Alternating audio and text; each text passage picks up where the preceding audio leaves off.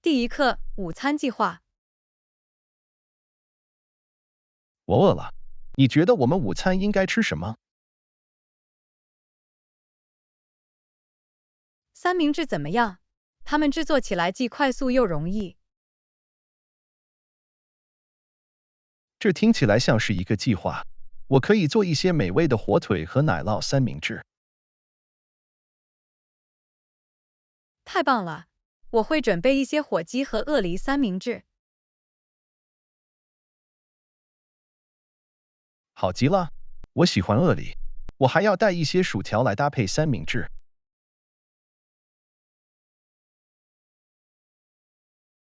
完美！我会带一些水果沙拉作为健康的选择。当然，我们需要一些令人耳目一新的东西，等不及要深入研究了。我也是。我会把所有东西都装在野餐篮里，这样我们就可以在外面享用午餐。这是个好主意，在大自然中吃东西会让这顿饭更加愉快。我同意。吃饭时换个风景总是很不错的。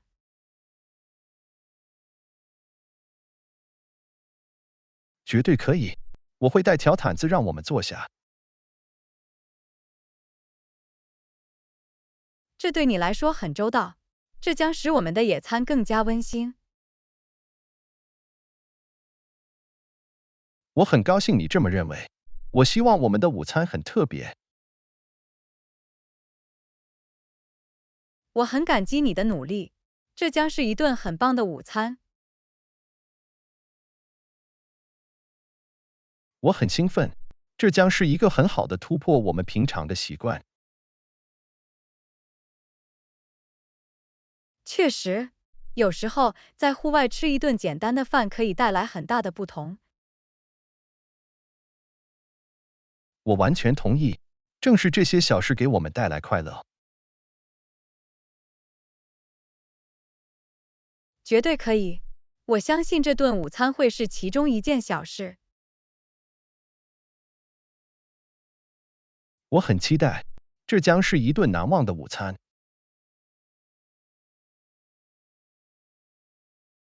当然，美味的食物和良好的陪伴，我们还能要求什么？你说的对，我很感激这样的时刻。我也是。让我们充分利用午休时间。绝对可以，我也会带一些饮料，为一顿美餐敬酒。第二课，搬到新地方。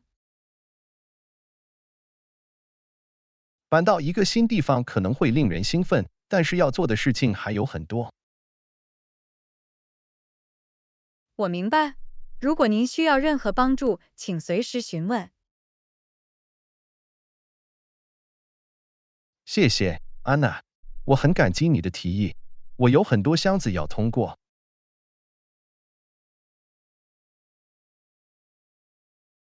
完全没问题。我已经搬过好几次了，所以我知道会让人不知所措。这令人放心。这是我第一次搬家，我不确定从哪里开始。别担心，我可以给你一些关于如何简化流程的提示。那太棒了，我全神贯注。首先，优先考虑必需品。立即打开装有所需物品的箱子。这是有道理的。那我将从厨房和浴室用品开始。完美。拆开必需品后，您可以花点时间处理其余的物品。这减轻了一些压力。我被所有的盒子弄得不知所措。有这种感觉很自然，但记得休息一下，调整自己的节奏。好建议，我一定要在需要的时候休息和充电。另外，为您的箱子贴上清晰的标签，这将使以后找东西变得容易得多。这是一个很好的建议，我会拿一些标记和标签来开始给箱子贴标签。太棒了！从长远来看，它将为您节省大量时间和挫败感。我很感激你的帮助，没有你的指导，搬家会更具挑战性。我很高兴能为您提供帮助。搬家可以是团队的共同努力。你说的对，有人伸出援助之手会有很大的不同。当然，如果需要，请随时向朋友或家人寻求帮助。我会记住的，很高兴知道我有支持。绝对可以。搬家是一项艰巨的任务，但在一些帮助下，它变得更易于管理。我开始对整个过程感到更加乐观。很高兴听到。请记住，这是新空间的全新起点。你说的对，我很高兴能把这所房子变成家。我毫不怀疑你会的。享受这个过程，让它成为你自己的。谢谢你，安娜，你的鼓励话对我来说意义重大。不客气，约翰。记住，如果你在此过程中需要任何帮助，我在这里。我会毫不犹豫地伸出援手。再次感谢你的支持，安娜。这是我的荣幸。祝你拆包安顿好运。我会尽力的。谢谢，安娜。第3课，恢复精力和耐心。我的手机电池电量不足，我需要给它充电。这很重要，但是在等待充满电时，耐心是关键。我知道，总感觉要花很长时间。看似是这样，但这是完全充电的必要条件。你说的对，我不应该匆忙处理这个过程。没错，耐心可以让电池恢复其全部容量。我会尽量耐心等待，让它充电，不用每隔几分钟检查一次。这是个好策略，最好让它不受干扰的充电。在我等待的时候，我可以专注于其他事情，让自己忙得不可开交。这是个好主意。在充电的同时，你可以做很多事情。我可以读一本书或者去做点工作。绝佳的选择。当你参与其他活动时，时间会很快过去。我甚至可以走一小段路来清醒头脑。这是在手机充电的同时为自己充电的好方法。没错，有时候我们会忘记为自己充能的重要性。绝对可以。休息和照顾自己对整体健康至关重要。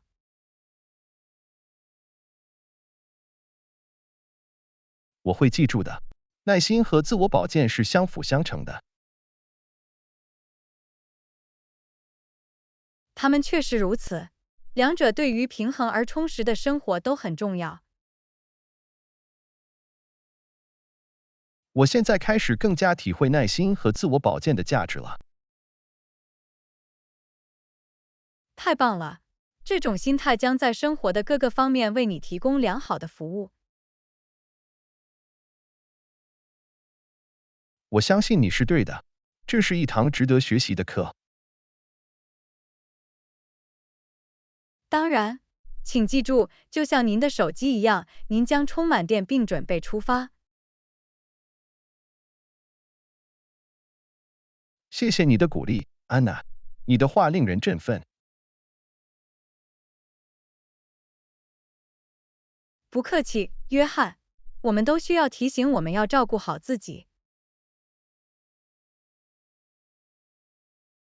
事实上，在忙碌的日常生活中，很容易忽视自我保健。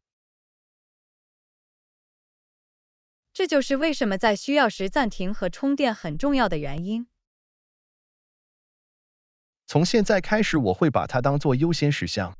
充电是平衡生活的必要条件。我很高兴听到这个消息。别忘了也要给予他人耐心和自我保健。你说的对，我们都需要理解和同情。绝对可以。让我们拥抱耐心，一起恢复活力。我已经准备好这样做了。谢谢你的提醒，安娜。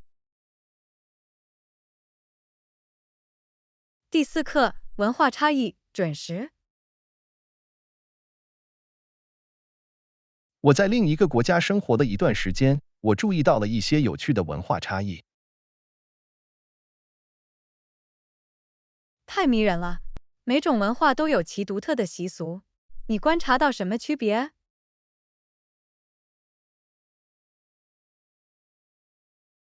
好吧，我注意到的一个区别是准时。在我的文化中，准时是高度重视的。啊，我明白了。准时确实是许多文化的重要方面。那你目前所处的文化呢？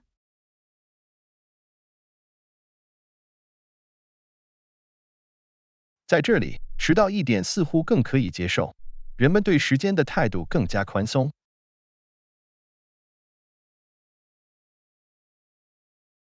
这很有趣。它显示了文化规范如何塑造我们对准时的看法。是的，这对我来说是一种调整。我习惯于及时，期望别人也一样。我能理解这可能有多么具有挑战性。你找到任何可以适应的策略了吗？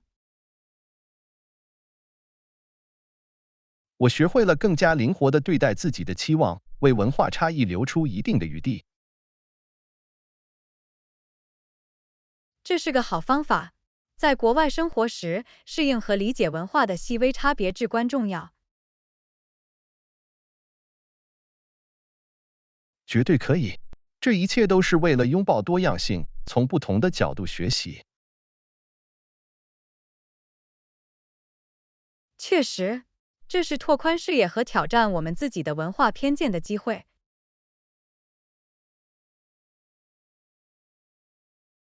通过这次经历，我的心态肯定变得更加开放了。听到这真是太棒了。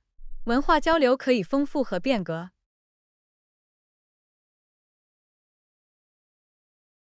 确实如此，我学会了欣赏不同习俗和传统的美丽。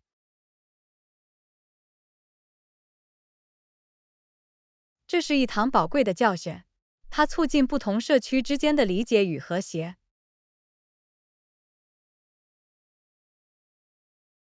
我完全同意，重要的是要庆祝我们的差异，而不是让他们分裂我们。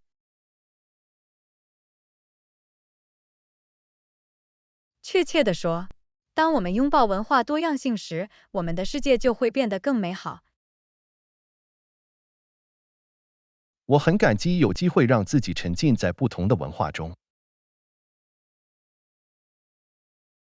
而且我敢肯定，与你互动的人会感谢你愿意适应和理解。我希望如此。建立桥梁和促进人际关系是文化交流的全部目的。你做得很棒，约翰。继续拥抱差异并向他们学习。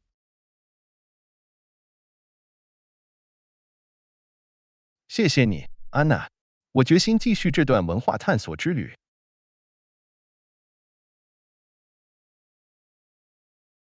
我毫不怀疑，你将在这种跨文化的经历中茁壮成长。你的鼓励对我来说意义重大。谢谢你的支持，安娜。非常欢迎你，约翰。请记住，文化理解是一个终身的过程。我会记住的。这是一段成长和欣赏的旅程。绝对可以。继续好好练习，享受丰富的文化多样性。我会的，安娜。再次感谢您的见解和鼓励。第5课，在线购物。我一直在寻找一双新鞋，但我还没有找到合适的鞋子。你为什么不尝试在线购物？您将有更多选择可供选择。这是个好主意。我想我会去一些在线商店看看更多选择。太棒了！在线购物提供便利和种类繁多的产品。我听说过好处，但我没有尝试太多。对于像我这样的初学者有什么建议吗？当然，首先，请务必阅读产品描述和客户评论以获取准确的信息。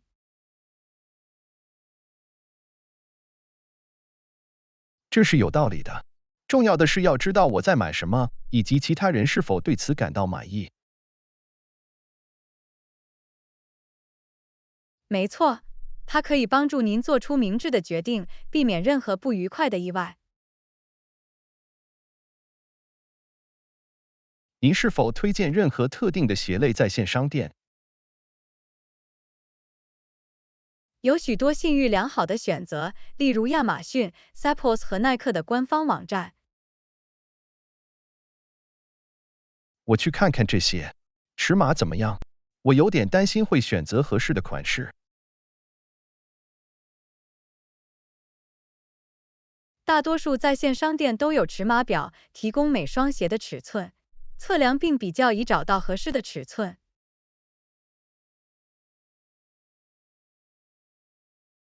这很有帮助。在购买之前，我会确保精确测量我的脚部尺寸。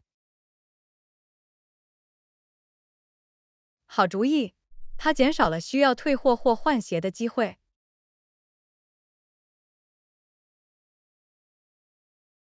说到退货，如果鞋子不合脚或者我不喜欢怎么办？许多在线商店都有灵活的退货政策，购买前只需查看退货指南即可。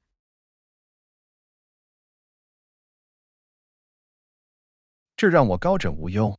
很高兴知道，如果事情不顺利，我还有选择。绝对可以。在线购物可能很方便，但了解退货政策很重要。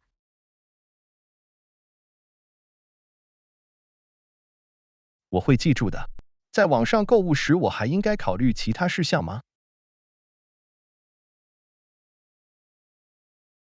要注意的一件事是网站的安全性，确保其结账流程安全，并在浏览器的地址栏中查找挂锁符号。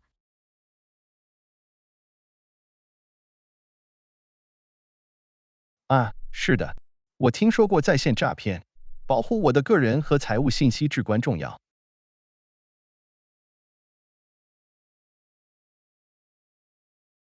当然，坚持访问信誉良好的网站，谨慎对待任何可疑链接或电子邮件。我会小心的。即使在线购物世界中，安全也是当务之急。绝对可以。通过正确的预防措施，您可以享受在线购物的便利和多样性。谢谢你提供的所有提示，安娜。我现在对探索在线商店更有信心了。不客气，约翰。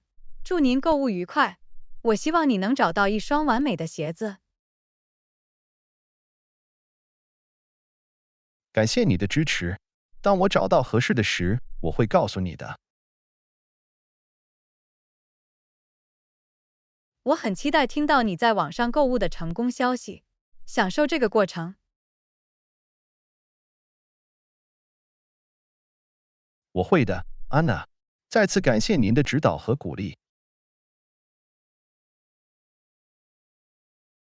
第6课，创意染色。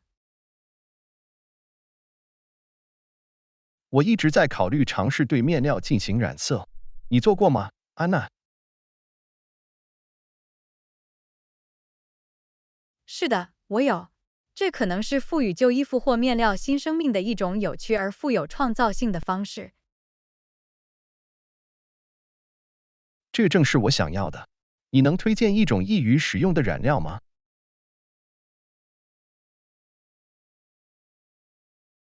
好吧，是的，你可以使用液体染料，它随时可用且易于使用。液体染料听起来很方便，有不同的颜色可供选择吗？绝对可以。您会发现有多种颜色可供选择，因此您可以选择自己喜欢的颜色。太棒了！我很高兴能尝试不同的色调并创造出独特的设计。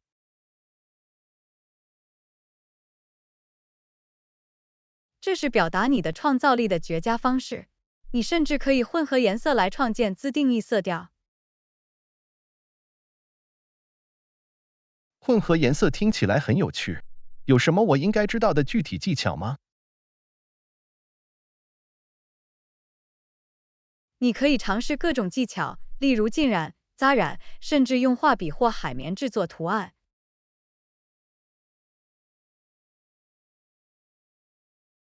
哇，有很多可能性。对于像我这样的初学者，你会推荐哪种技巧？扎染是一种流行且适合初学者的技术，很容易实现鲜艳多彩的图案。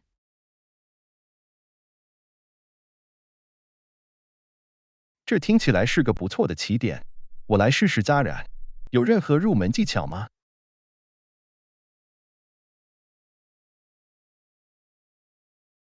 当然，从干净、潮湿的面料开始，按照染料包装上的说明进行操作，以获得最佳效果。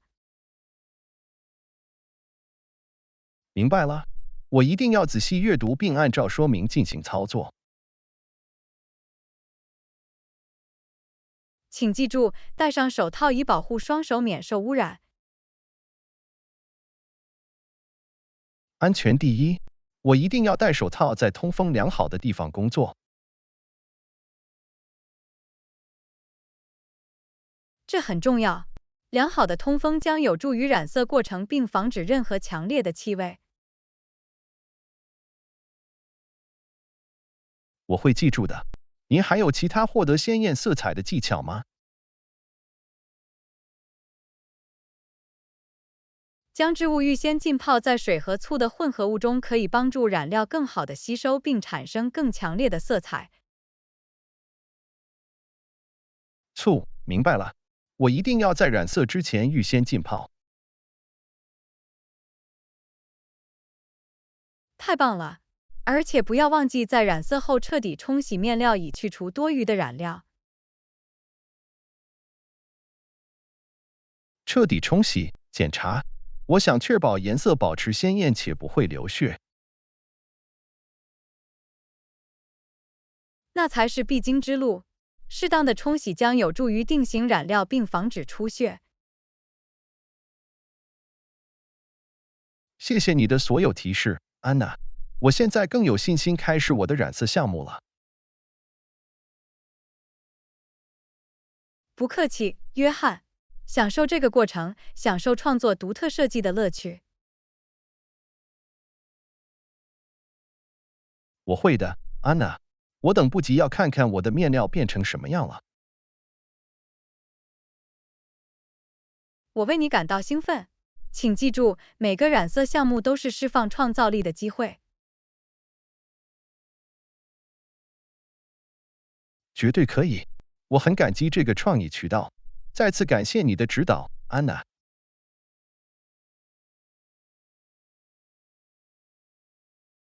我很高兴，约翰。我来这里是为了支持你的创作努力。祝你染色愉快。谢谢你，安娜。在这里，我们将探索染色世界，拥抱我们的艺术面貌。第7课，搅拌机购物。我一直在寻找新的搅拌机。我想要一款具有多种速度和一些其他功能的产品。太棒了！不同的速度选项可以使混合各种成分变得更加容易。你还在考虑什么其他功能？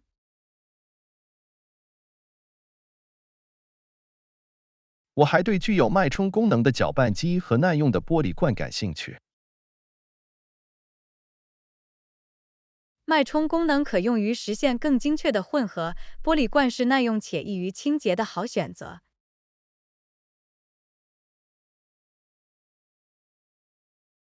没错，我过去有过塑料罐，随着时间的推移，它们往往会被划伤和弄脏。我明白，玻璃罐通常更耐划痕和污渍，并且不会留下异味。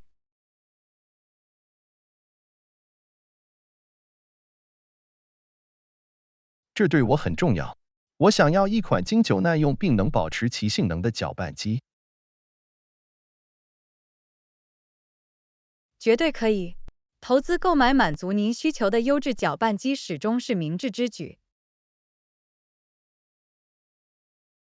你推荐任何特定的品牌或型号吗？有几个知名品牌，例如 Vitamix、Blendtec 和 KitchenAid， 它们提供具有多种速度和其他功能的搅拌机。我听说过这些品牌的好消息，我会检查的。那电机功率呢？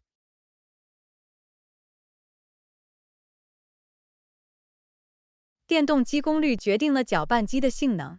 要实现多功能混合，请寻找功率更高的搅拌机。这是有道理的。我想要一台能处理软质和硬质食材的搅拌机。更高瓦数的搅拌机通常更有能力混合坚硬的食材，例如冰或冷冻水果。很高兴知道，我喜欢用冷冻水果做冰沙，所以强力搅拌机是必须的。冰沙是将水果和蔬菜纳入饮食的好方法。强大的搅拌器将使过程变得更加容易。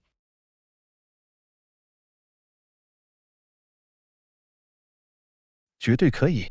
我很高兴尝试新食谱并尝试不同的口味。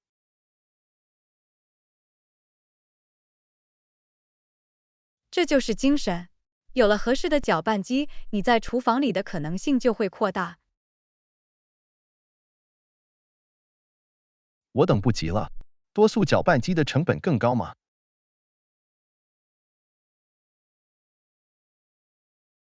通常，具有更多功能和更高瓦数的搅拌机往往更昂贵，但是有一些负担得起的选择仍然可以提供不错的性能。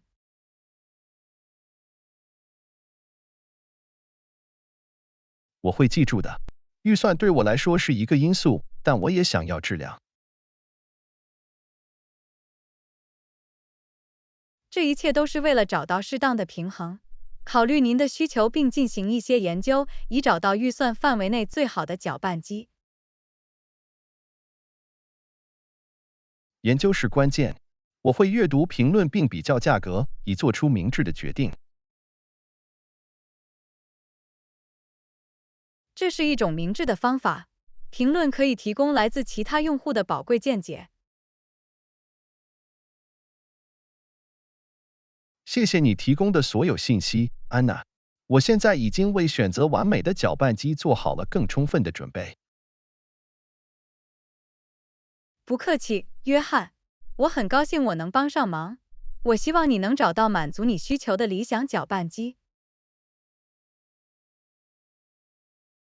感谢你的支持。我做出决定后会告诉你。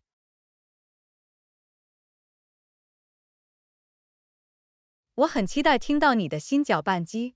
祝您混合愉快，享受您的烹饪之旅。谢谢你，安娜。这是为了找到完美的搅拌机并制作美味的零食。第8课，旅行预算。计划旅行可能令人兴奋，但费用可能会很快增加。你有什么预算小贴士吗，安娜？当然，约翰。省钱的一种方法是轻装上阵，只带衣服和洗漱用品等必需品。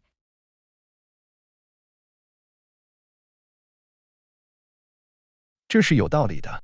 额外的行李可能会产生额外的费用，而且物品越少就更容易管理。没错。此外，您将有更多空间存放旅行期间购买的纪念品或物品。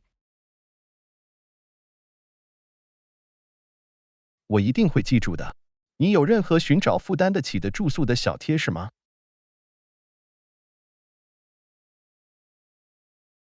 是的，有几种选择。你可以考虑住在经济型酒店、旅馆，甚至通过在线平台租房或公寓。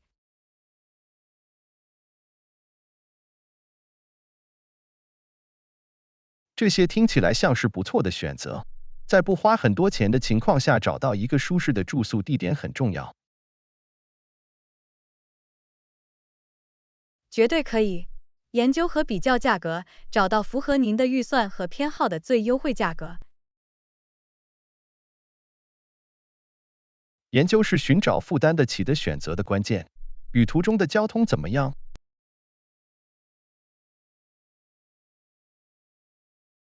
视目的地而定，公共汽车或火车等公共交通工具可能是一种经济实惠的出行方式。这是个好观点。这通常比租车或到处乘出租车便宜。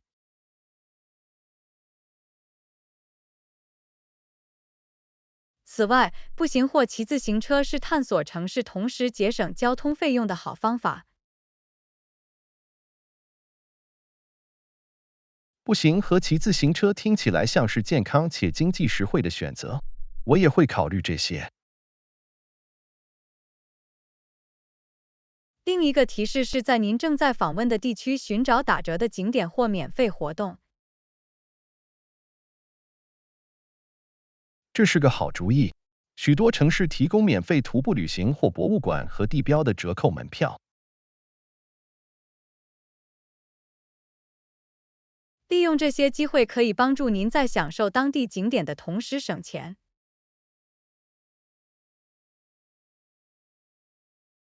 我一定要提前研究和计划，以享受任何折扣或免费活动。这是个聪明的方法，约翰。提前计划可以帮助您充分利用预算。你还有其他的旅行预算建议吗？设定每日膳食预算并坚持下去很重要。在当地的餐馆吃饭或自己做饭也可以省钱。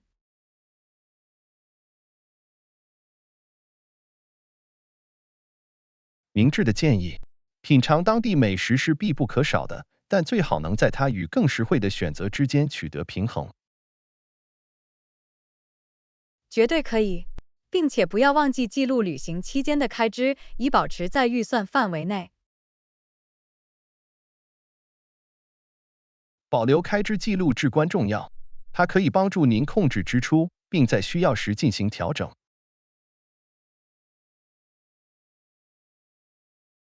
没错，注意支出将确保旅行更加愉快、无压力。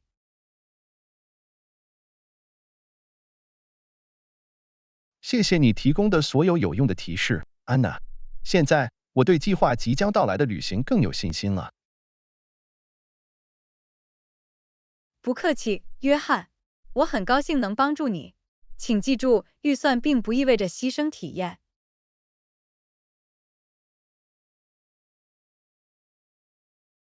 我会记住的。通过精心规划，我可以在不花很多钱的情况下度过一次难忘的旅行。这就是精神。祝你旅途愉快，约翰，享受你的冒险之旅吧。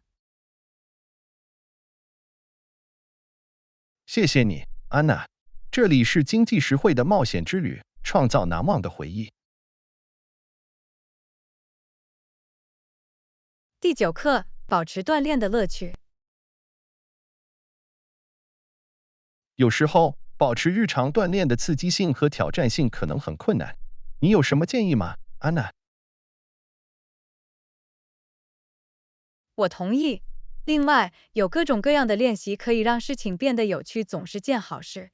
一个想法是尝试不同的锻炼课程或计划。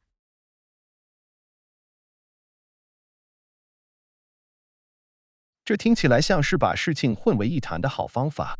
尝试新的锻炼可以帮助针对不同的肌肉群并防止无聊。没错，为锻炼设定特定的目标也很有帮助。无论是增强力量、耐力还是灵活性，设定目标都能让你保持动力。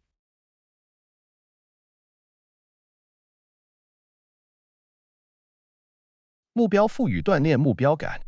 我一定要设定一些要努力实现的目标。另一个技巧是将音乐融入您的锻炼中，用欢快的歌曲创建播放列表，可以增强你的精力，让锻炼更加愉快。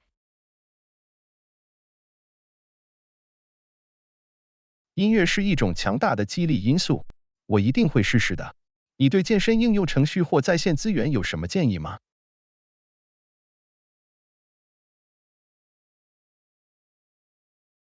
有许多很棒的应用程序和网站提供锻炼程序和指导性练习。一些受欢迎的项目包括耐克训练俱乐部、Fitbod 和艾德里安的瑜伽。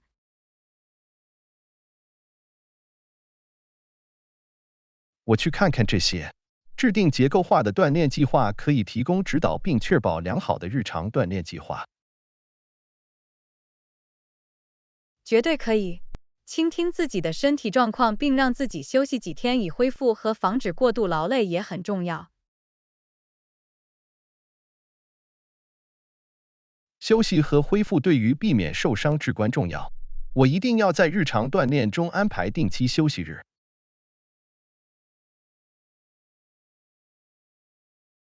这是个聪明的方法，约翰。这一切都是为了在推动自己和让身体恢复之间找到适当的平衡。多样性似乎是关键。还有其他方法可以让锻炼更加精彩吗？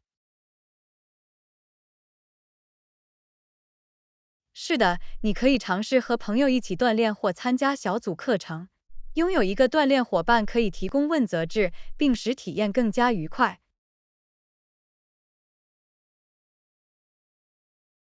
和朋友一起锻炼听起来是个好主意，它还可以使时间流逝得更快。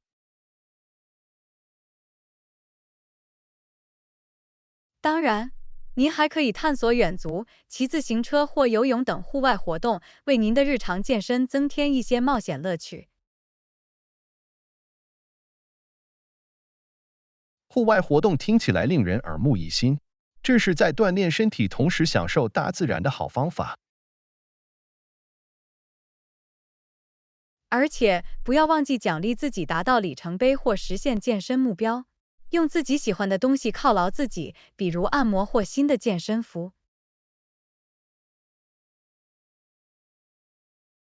奖励是一个很好的激励因素。我会牢记这一点，并在此过程中计划一些当之无愧的零食。这就是精神，约翰。享受旅程，享受锻炼的乐趣。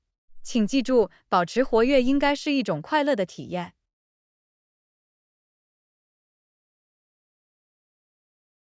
谢谢你的宝贵建议，安娜。我很高兴能重振我的日常锻炼，让它变得更加愉快。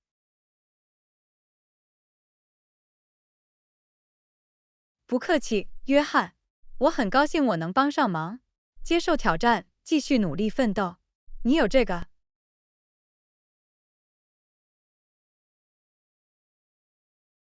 感谢你的支持，安娜。以下是一些激动人心且充实的锻炼项目，这些锻炼可以激发我的精力。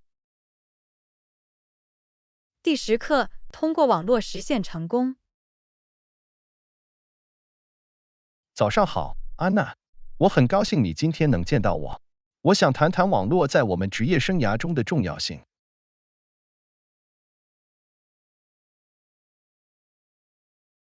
早上好，约翰。人际关系对于职业发展和机会确实至关重要。建立联系可以为新的可能性打开大门。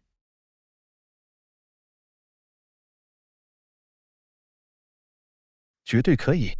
这不仅仅是你所知道的，还关乎你认识谁。人际关系可以帮助我们扩大圈子并学习他人的经验。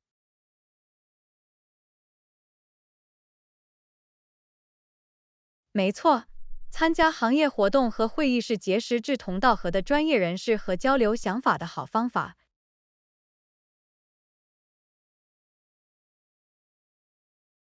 会议提供了宝贵的学习机会，也提供了与行业领导者建立联系的机会。这是对我们职业发展的投资。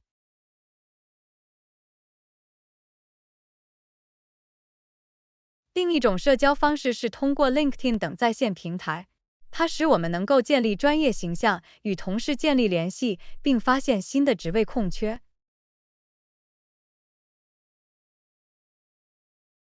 领英是一个强大的社交工具，这是一个虚拟空间，我们可以在这里展示我们的技能，参与行业讨论并与潜在雇主建立联系。没错，通过分享相关内容、评论帖子和参与专业群组，在 LinkedIn 上与他人积极互动非常重要。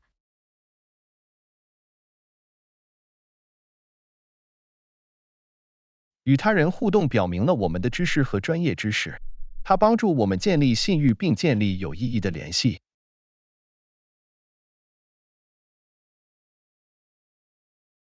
人际关系不仅仅是接受，还关乎捐赠。在他人的职业生涯中为他们提供支持，可以建立持久的关系。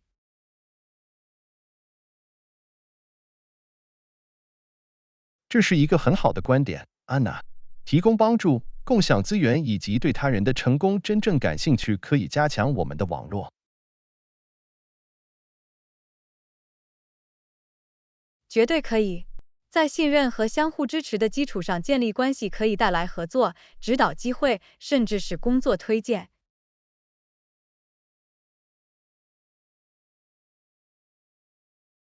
社交活动有时会让人感到恐惧。你有什么联系和结交新朋友的秘诀吗？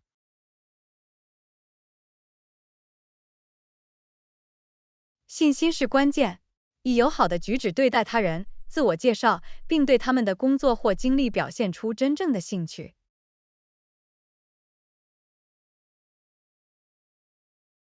积极倾听也很重要。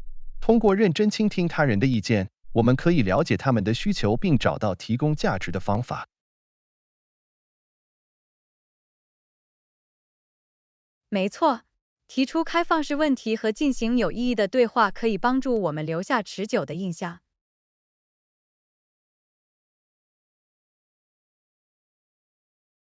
社交活动结束后跟进新的联系也很有好处。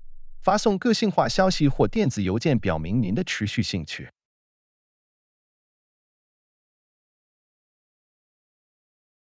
后续行动对于培养人际关系至关重要，它使对话持续进行，并有助于巩固联系。联网是一个持续的过程，重要的是要保持积极主动，不断寻找机会来扩大我们的网络。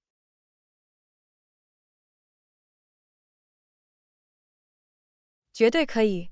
建立强大的网络需要时间和精力，但好处是值得的。它可以为新的职业选择和个人成长打开大门。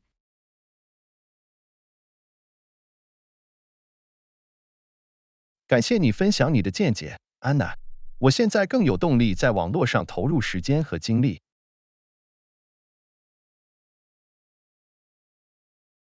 不客气，约翰。请记住，网络是专业工具包中的宝贵工具，拥抱它，抓住即将到来的机遇。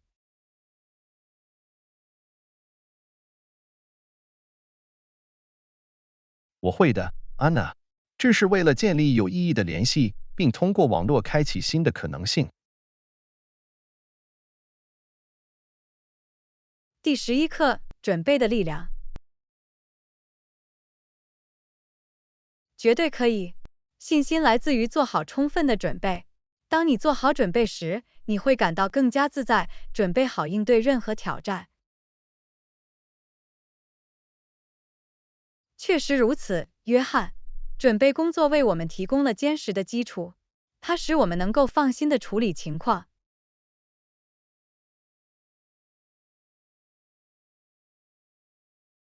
准备的一种方法是进行深入的研究，无论是演示还是求职面试，收集信息都是关键。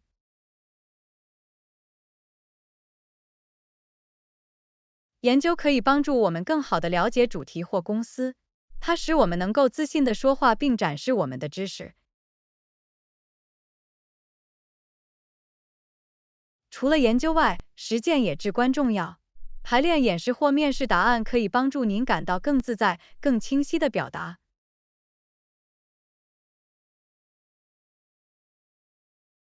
实践可以增强熟悉度和流畅度，它使我们能够完善交付方式，确保我们有效地传达我们的想法。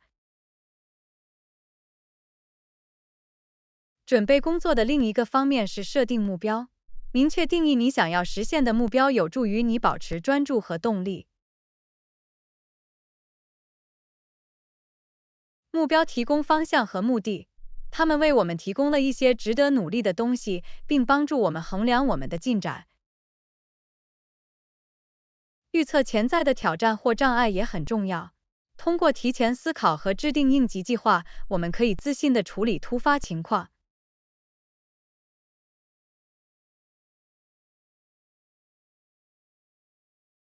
为不同的场景做好准备，使我们能够有效地适应和解决问题。它可以减轻焦虑，增强我们的信心。此外，照顾好自己的身心有助于您的整体准备。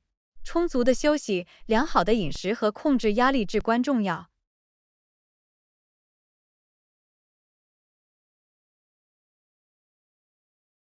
自我保健经常被忽视，但在我们的表现中起着重要作用。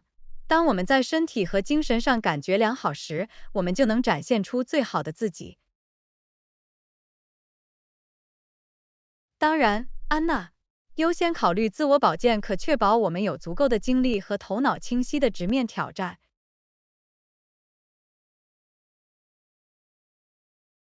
拥有清单或待办事项清单也很有帮助。组织任务并将其分解为可管理的步骤，可让您步入正轨。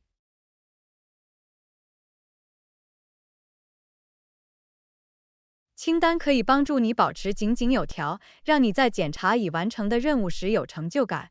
一路走来，它会增强你的信心。最后，别忘了想象一下成功。在心理上排练积极的结果，可以帮助建立信心并减少表现焦虑。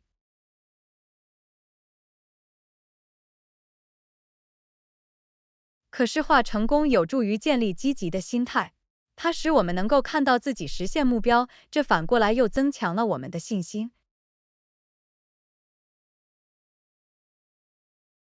信心确实来自于做好充分的准备，它是知识、实践和照顾自己的结合。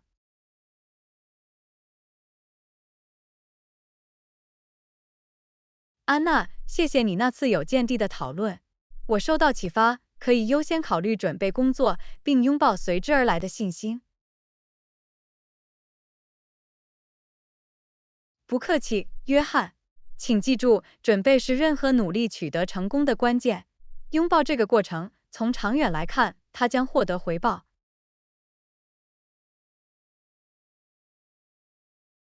我会的，安娜。这是为了做好充分准备，自信地应对我们遇到的一切。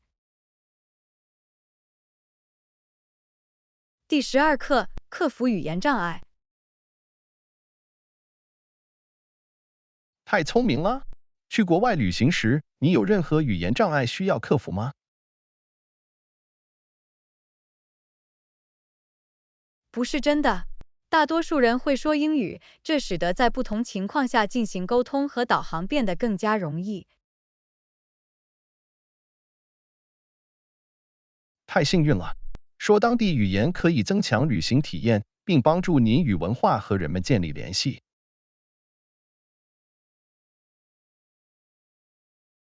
绝对可以。用当地语言学习一些关键短语，可以大大的表达尊重和建立融洽的关系。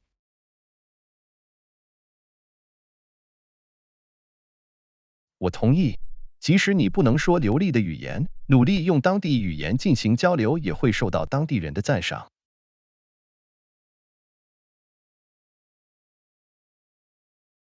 它表明你愿意走出自己的舒适区，拥抱当地文化。当人们看到你的尝试时，他们通常会更加耐心和乐于助人。确实如此。面对语言障碍时，保持开放的心态和适应能力很重要。非语言交流也可以发挥重要作用。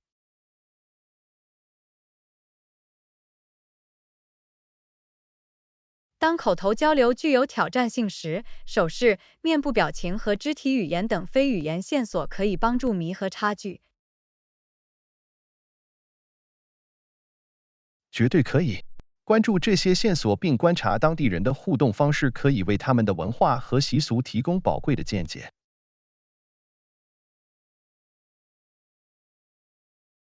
另一个有用的工具是翻译应用程序或短语手册，它们可以帮助您传达基本需求并理解重要信息。翻译应用程序在帮助旅行者方面已经取得了长足的进步。它们可以帮助翻译、发音，甚至提供实时语言支持。制定备用计划总是一个好主意，以防遇到语言障碍。例如，写下重要的地址或短语可能很方便。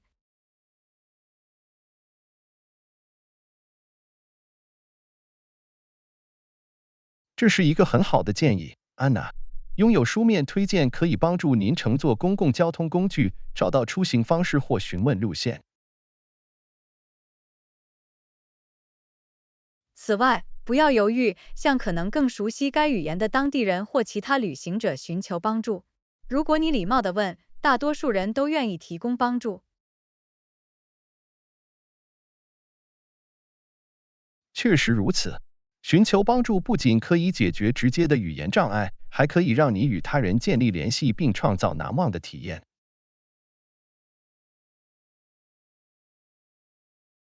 迎接语言障碍的挑战可以促进个人成长和对不同文化的更深入理解。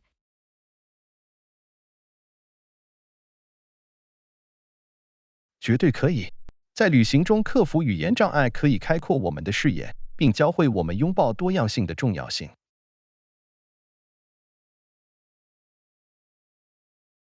而且它不仅限于旅行。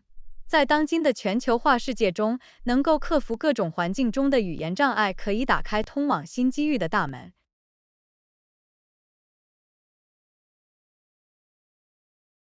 这是一个很好的观点，安娜。语言障碍不应阻止我们探索来自不同背景的人，并与他们建立联系。确实，接受挑战，保持开放的心态，努力沟通，你能建立的联系会让你感到惊讶。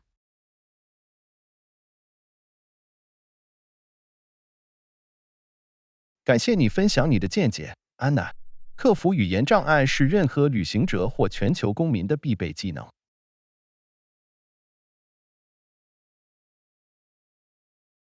不客气，约翰。请记住，只要付出一点努力和开放的心态，你就能突破语言障碍，建立有意义的联系。我会的，安娜。无论我们走到哪里，都要拥抱多元化并克服语言障碍。第13课，注意迷你吧的开支。我最近住在一家酒店，我犯了一个错误，那就是假设迷你吧里的零食是免费的。哦，这可能是一个代价高昂的错误。迷你吧的物品通常很昂贵，而且不包含在房费中。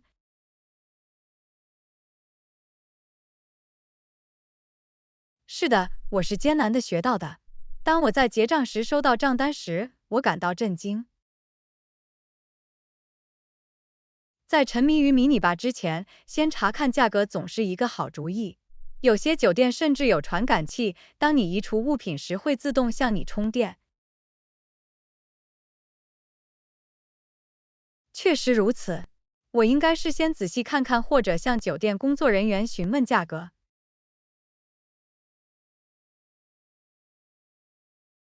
这是一个常见的误解，特别是对于初次旅行的人来说。迷你吧可能很诱人，但价格却很高。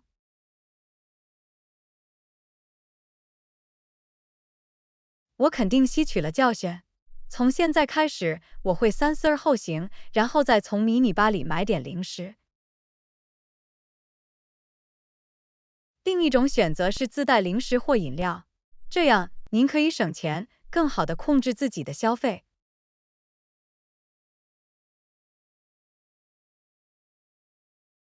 这是一个很好的建议。提前计划并在家里吃点零食可以帮助满足人们的渴望，而不会花很多钱。另外，请记得仔细检查酒店关于携带外来食物和饮料的政策，有些地方有限制或收取开瓶费。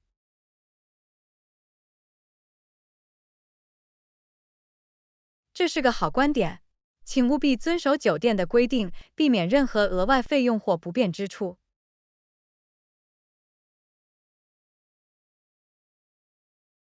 另一个提示是探索附近的便利店或当地市场，您通常可以以更实惠的价格找到各种零食和饮料。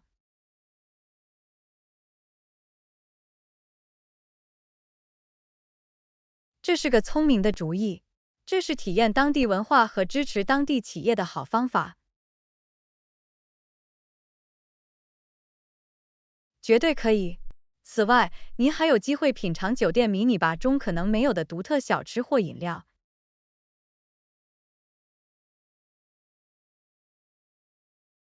我一定会在以后的旅行中牢记这一点。这一切都是为了注意开支并做出明智的选择。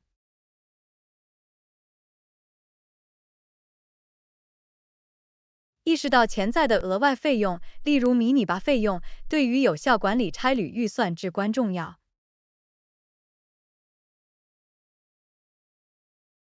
感谢您分享这些宝贵的技巧，安娜。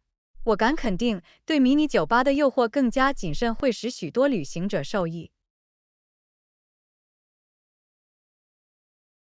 不客气，约翰。分享可以帮助他人获得更愉快、更实惠的旅行体验的见解总是令人愉快的。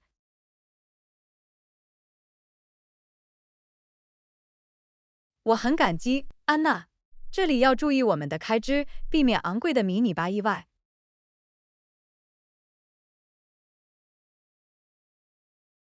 第14课，通勤对话。你要通勤多长时间，安娜？平均大约30分钟。我住在离工作场所比较近的地方，所以还不错。太棒了！缩短通勤时间可以节省您的时间，并减轻早晨的压力。绝对可以。在开始工作之前，我喜欢在早上多花点时间放松身心或做自己喜欢的事情。我能理解，较短的通勤时间可以使家庭生活和工作生活之间的过渡更加顺利。是的，它可以帮助我保持更好的工作与生活平衡。我有更多时间做爱好、锻炼或与亲人共度时光。太棒了！缩短通勤时间可以对您的整体健康和幸福感产生积极影响。另一方面，我认识一些人的通勤时间要长得多，对他们来说，这可能非常具有挑战性。的确，长途通勤可能很艰难，每天在路上花费数小时可能会消耗身心精力。绝对可以。找到充分利用长途通勤的方法很重要，例如听有声读物或播客。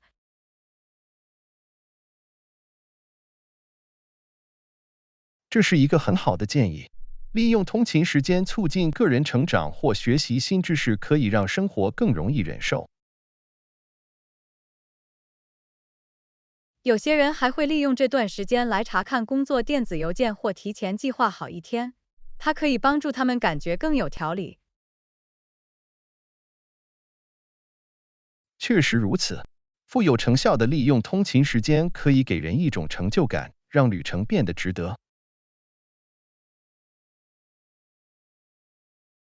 另一种选择是使用公共交通工具，如果有，它可以让你在通勤途中放松身心、读书，甚至小睡一会儿。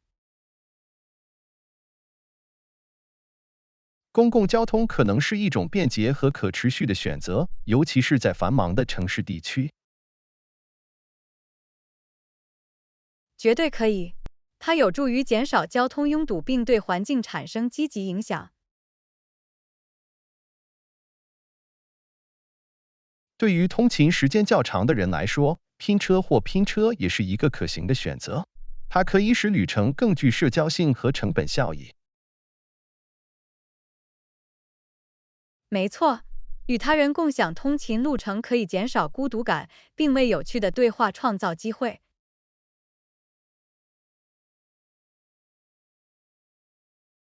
确实，在通勤期间有一些陪伴，并在途中建立新的联系，总是很不错的。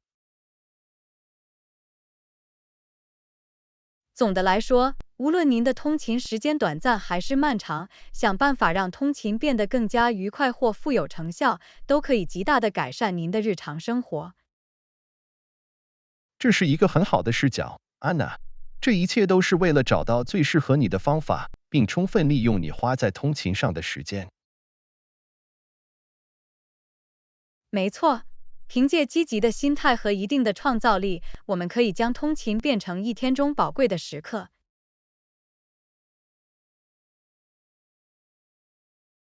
感谢你分享你的见解，安娜。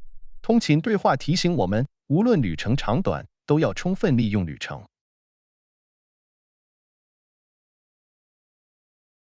第15课，把握时机。你成功的承担了很多项目，安娜，我印象深刻。那时机呢？我应该什么时候提起？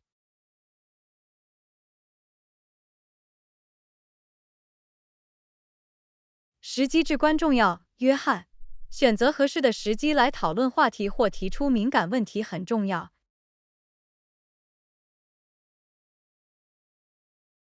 我同意。我经常担心在错误的时间提出问题，并造成误解或紧张局势。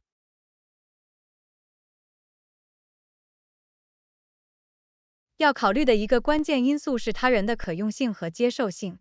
找个时间让他们保持开放和专心。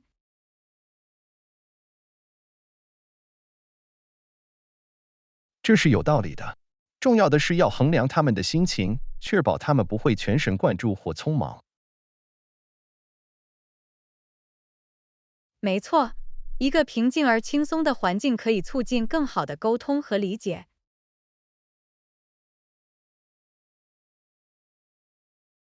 我应该安排一个特定的谈话时间，还是抓住感觉合适的时机更好？这要视情况而定，约翰。如果这是一个重大问题，安排一个专门的时间可以确保双方都在场。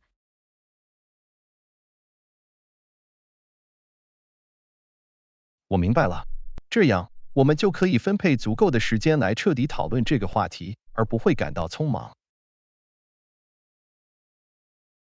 另一方面，如果是比较随意或自发的谈话，抓住时机可以很好的发挥作用。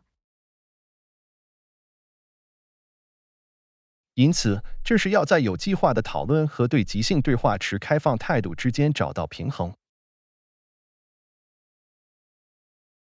是的，灵活性是关键。有时会出现意想不到的机会，因此适应情况很重要。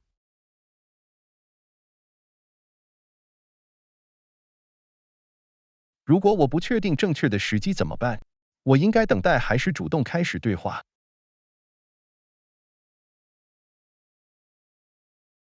相信你的直觉，约翰。如果这是一个需要解决的重要问题，最好不要拖延太长时间。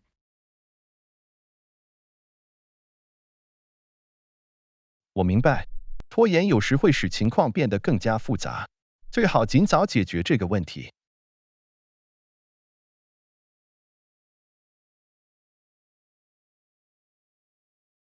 这是正确的。但是如果问题不那么紧急，你可以观察情况，等待更合适的时机。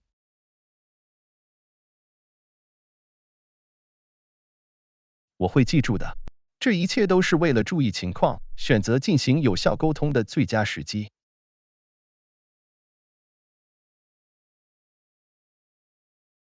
确切地说，时机可以极大地影响对话的结果和个人之间的整体动态。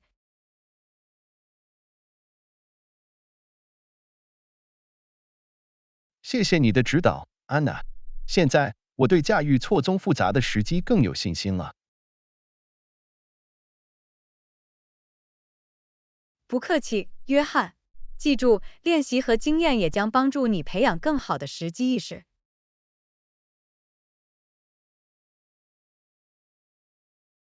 感谢你的支持和建议，安娜。这是为了在对话中掌握完美时机的技巧。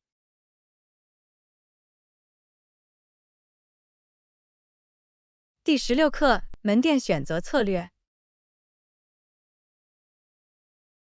说到不同的商店，安娜，你有什么建议吗？在这种情况下，我们应该考虑哪些因素？当然，约翰，选择商店时，重要的是要考虑价格、质量、便利性和客户服务等因素。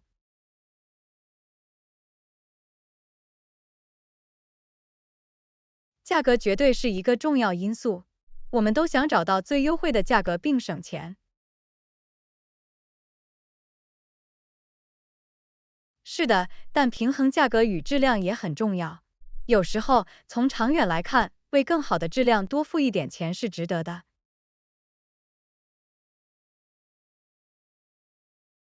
确实如此，优质的产品往往使用寿命更长，并提供更好的整体体验。便利性是另一个关键因素，选择一家易于访问且提供各种产品的商店会很有帮助。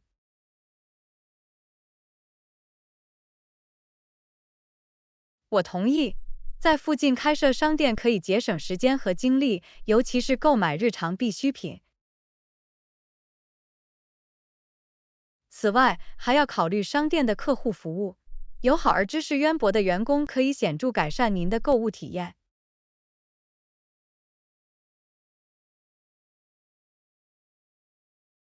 良好的客户服务可以提高我们的整体满意度，并使我们更有可能回到商店。另一个需要考虑的方面是商店的声誉。阅读评论或征求建议可以提供宝贵的见解。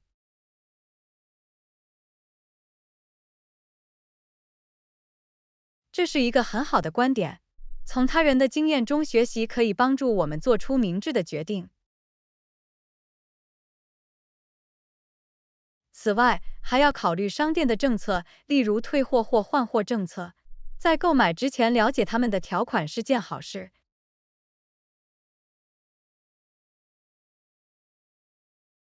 没错，制定灵活且客户友好的退货政策可以让我们在购买时高枕无忧。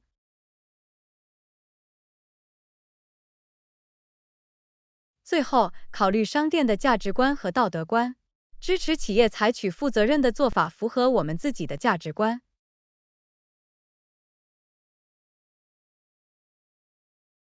绝对可以，尽可能选择优先考虑可持续发展、公平贸易和合乎道德的采购的门店非常重要。总而言之，在选择商店时，要考虑价格、质量、便利性、客户服务、声誉、政策和价值等因素。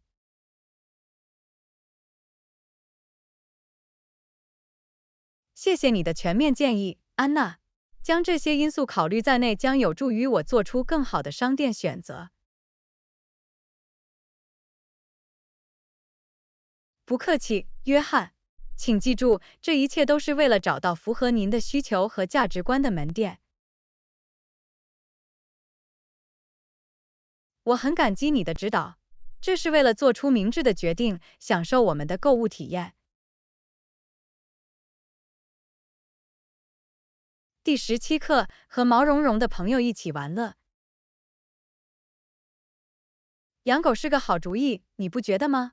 它们是很棒的同伴。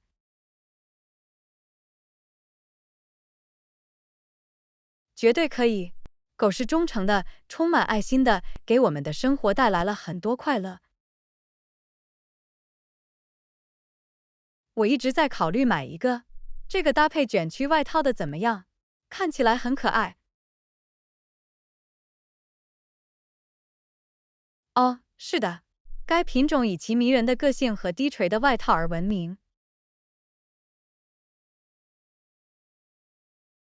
太完美了！为了保持家的清洁，我更喜欢一只不会掉毛太多的狗。可以理解，对于过敏的人或喜欢在家里少毛发的人来说，穿着低脱毛的狗是不错的选择。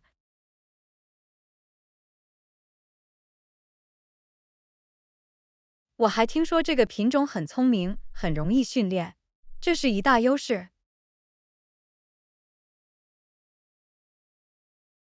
当然，聪明的品种可以快速掌握指令，让训练变得愉快。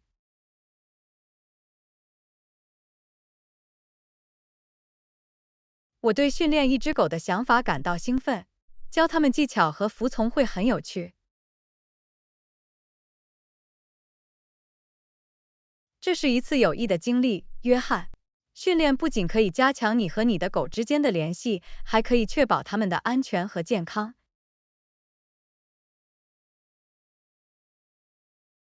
我可以想象回家时尾巴和一个渴望玩的毛茸茸的朋友会有多么快乐。狗非常亲切，在人类的陪伴下茁壮成长，它们每天见到你都会喜出望外。我已经准备好承担养狗所带来的责任了。定期运动、美容和医疗保健都很重要，对吧？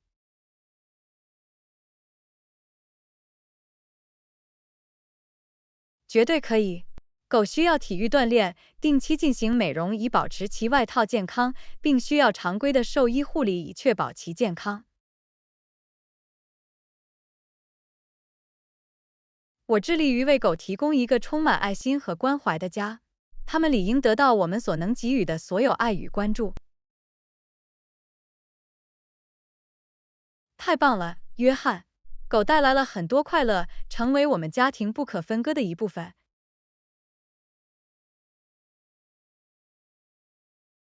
感谢你分享你的见解，安娜。这是狗为我们的生活带来的快乐和陪伴。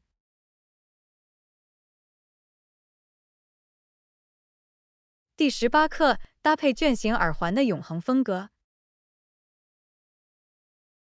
一直备受追捧的款式很完美，你不觉得吗？我喜欢卷型耳环，可以为任何服装增添一丝优雅气息。绝对可以。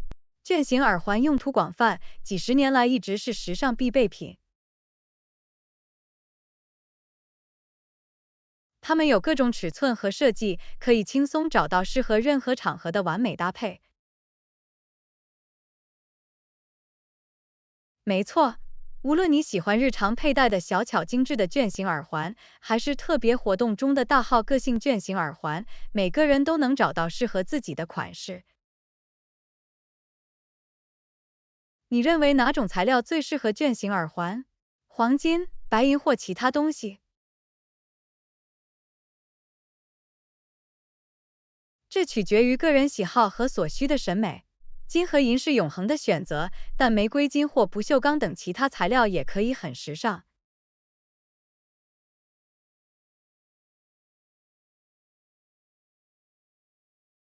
我明白了。因此，这是关于选择一种适合你的风格并与你的其他配饰相匹配的材质。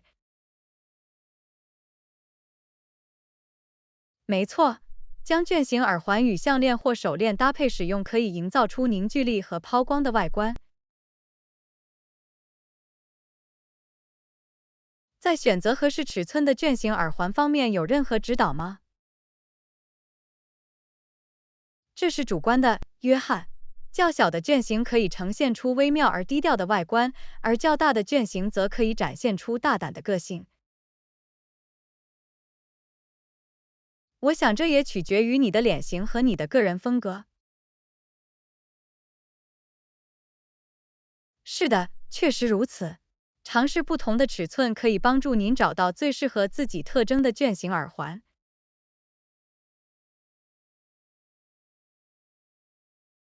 我见过一些带有复杂图案或装饰的卷形耳环，你怎么看待这些？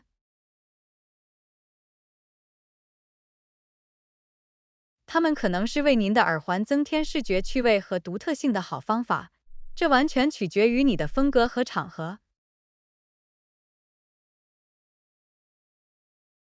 这是有道理的。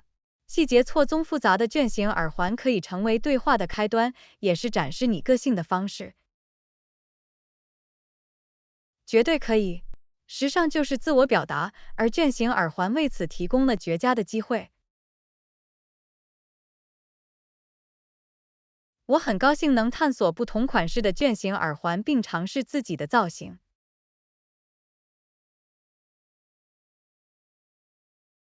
这就是精神，约翰。尽情探索卷形耳环的无限可能性。